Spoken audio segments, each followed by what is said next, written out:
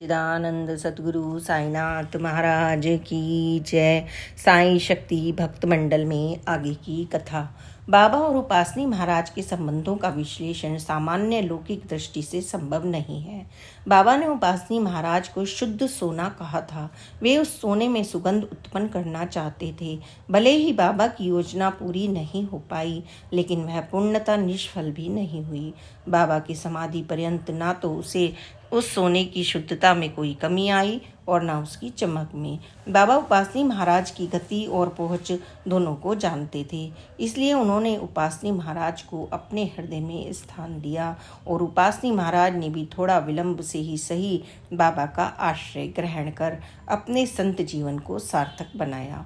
उपासनी महाराज का यह जीवन यह संदेश देता है कि आध्यात्मिक साधक के लिए गुरु से बढ़कर दूसरा ना कोई रक्षक हो सकता है, ना कोई हितैषी, और जिसका जैसा भाव होता है वैसा ही लाभ भी होता है, अर्थात वैसे ही फल भी मिलता है। उपासनी महाराज मधु उपदेशक और प्रवचनकार थे। उनसे भेंट करने वालों में राष्ट्रपिता महात्मा गांधी भी थे। उपासनी महाराज ने शिरडी के समीपवर्ती साकोरी गांव में अपना आश्रम स्थापित किया और अनगिनत भक्तों को अपनी संत संपदा से लाभान्वित किया। सखाराम हरि बापू साहेब जोग बाबा के ख्यात भक्त थे। वे लोक निर्माण विभाग में पर्यवेक्षक थे और निसंतान थे। जोग 1909 में सेवानिवृत्ति के बाद अपनी पत्नी के साथ पहली बार शिरडी आए और बाबा के दर्शन किए। प्रथम दर्शन में ही जोग दंपत्ति का मन प्रमुदित हो गया और उन्हें विश्वास हो गया कि बाबा का सानिध्य ही उनके लिए कल्याणकारी है। बाबा भी उनके आगमन पर गदगद थे और उन्होंने जोग दंपत्ति को अपना शेष जीवन शिरडी में ही बिताने के लिए प्रेरित किया। बाबा के इस आमंत्रण से जैसे दोनों के नीरस जीवन में रस घुल गया हो। जोग दंपत्ति की इच्छा थी कि वे एक बार अपने घर जाकर रोज़मर्रा का सामान लेकर वापस लौट आएं, लेकिन बाबा ने उन्हें इसकी अनुमति भी नहीं दी। जोग दंपत्ति ने बाबा की आज्ञा को शिरोधार्य किया और शिरडी में ही रहने लगे। दोनों की बाबा में अगाध श्रद्धा विकसित हो गई और उनका मन बाबा की सेवा भक्ति में ही मग्न रहने लगा। बाबा ने जोग को धर्म ग्रंथों का वाचन करने और उनका भावार्थ संगी भक्तों को समझाने का कार्य सौंपा। जोग में अध्ययन चिंतन के संस्कार पहले से ही थे और अब नई जिम्मेदारी का निर्वहन करते हुए उन्हें अपना पसंदीदा कार्य करने का नया अवसर भी मिल गया और वे प्रफुल्लित रहने लगे। मेघा की मृत्यु के बाद जोग को बाबा की आरती करने का सौभाग्य भी मिला और बाबा के समाधि पर्यंत से वह यह पुनीत कार्य करते रहे। बाबा के निकट सानिध्य में रहते हुए जोग के मन में अपना आध्यात्मिक विकास करने की ललक उत्पन्न हुई। जोग चाहते थे कि वे सांसारिक मोह माया से मुक्त हो जाएं और उनमें वैराग्य बोध उदित हो जाए, लेकिन चित्त की चंचलता उनकी राह में सबसे बड़ी बाधा बनी हुई थी।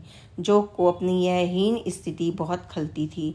एक बार उन्होंने अपनी आंतरिक वेदना का उपचार जानने की गरज से बाबा से पूछा, मेरी कर्म गति इतनी विचित्र क्यों है?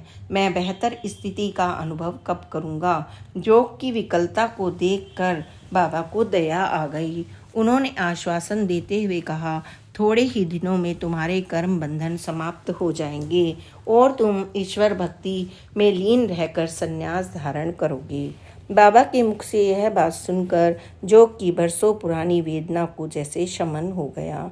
बाबा के समाधि ग्रहण करने के 2-3 माह बाद ही जोग के जीवन में बाबा की वाणी फलित होने की घड़ी आई। जोग की पत्नी का निधन हो गया और वे सारे सांसारिक दायित्वों से मुक्त हो गए। उन्होंने मृत्यु के पूर्व संन्यास धारण कर अपने जीवन का लक्ष्य प्राप्त कर लिया।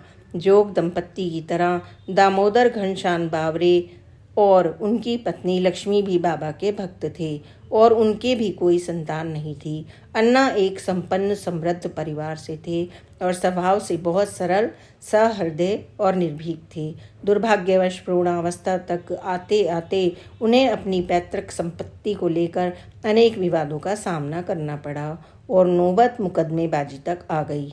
ऐसे में नाते रिश्तेदारों के साथ भी उनके लड़ाई झगड़े होने लगे।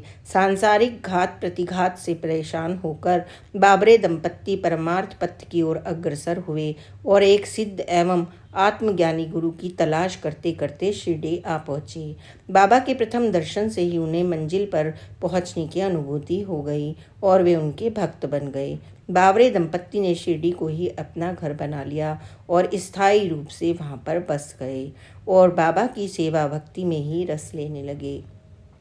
शिरडीवास के दिनों में ही अन्ना को एक मुकदमे में विजय हासिल हुई और काफ़ी बड़ी धनराशि भी प्राप्त हुई।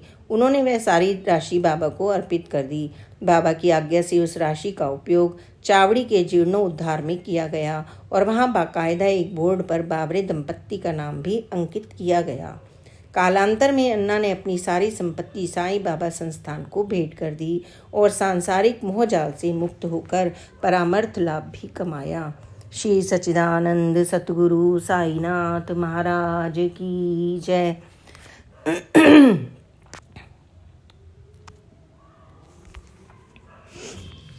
कुष्ठ रोगी भागोजी शिंदे भी बाबा के अनन्य भक्त थे। प्रातःकाल भागोजी ही सबसे पहले मस्जिद में जाते थे और बाबा की सेवाचर्या शुरू करते थे। वे शिरडी के मूल निवासी थे और स्वभाव से बहुत सीधे और सरल और देहाती मन के आदमी थे। कुष्ठ रोग के कारण भागोजी दुर्भाग्यशाली प्रतीत होते थे, लेकिन यथार्थतः उनके जैसा भाग्यवान और कोई नहीं था। उन्हें बाबा के निकट सानिध्य में रहने से के अधिक अवसर मिले थे। भागोजी के शरीर पर बदबूदार जख्म थे और हाथ पैर की उंगलियां भी गलने लगी थीं। लोग उनके समीप जाने से कतराते थे, लेकिन बाबा ने उन्हें अपने हृदय से लगा लिया था। एक बार बाबा ने भागोजी से पूछा, क्या तुम इस रोग से मुक्ति पाकर स्वस्थ होना चाहते हो? भागोजी ने उत्तर दिया, मुझे बाहरी शरीर से कोई लगाव नहीं है और ना ही मैं स्वस्थ होना चाहता हूँ। मैं सिर्फ आपकी सेवा में ही लगे रहना चाहता हूँ। बाबा ने भागोजी की इच्छा पूर्ण की। बाबा के आश्रम में रहते रहते उनका रोग आगे नहीं फैला। बाबा का कृपा लाभ पाकर भागोजी ने अपने दुर्भाग्य को सौभाग्य में बदल लिया। कृष्णा काशीनाथ जोशी भी बाबा के भक्त थे। वे तंत्र मंत्र में निपुण थे और एक जादूगर की तरह हाथ में लोहे का कड़ा पहना करते थे। वर्ष 1908 में कुशा पहली बार शिरडी गए। जब वे बाबा का दर्शन करने मस्जिद की सीढ़ियां चढ़ने लगे, तब बाबा ने उन्हें हठात रोक दिया और तल्ख अंदाज में उनसे कहा, पहले अपने लोहे के कड़े को उतार कर फेंक दो, फिर यहाँ आओ। कुशा ने बाबा की आज्ञा का पालन किया। बाबा ने उन्हें तंत्र मंत्र और जादू टोना छोड़ने का आदेश दिया, जिसे कुशा भावे ने मान लिया। वैसे कुशा भावे दत्त महाराज के शिष्य थे, लेकिन बाबा ने उन्हें कुछ समय तक अपने सानिध्य में रखा और बाद में वापस उनको गुरु की शरण में भेज दिया। बाबा ने कुशा भावे को निर्मल नैसर्गिक जीवन जीने की प्रेरणा दी। इसके लिए वे आजीवन बाबा के कृतज्ञ बने रहे। श्री सच्चिदानंद सतगुरु साईनाथ महाराज की जय। Please like, subscribe and share this channel. Om Sai Ram, जय साई राम, ओम साई राम।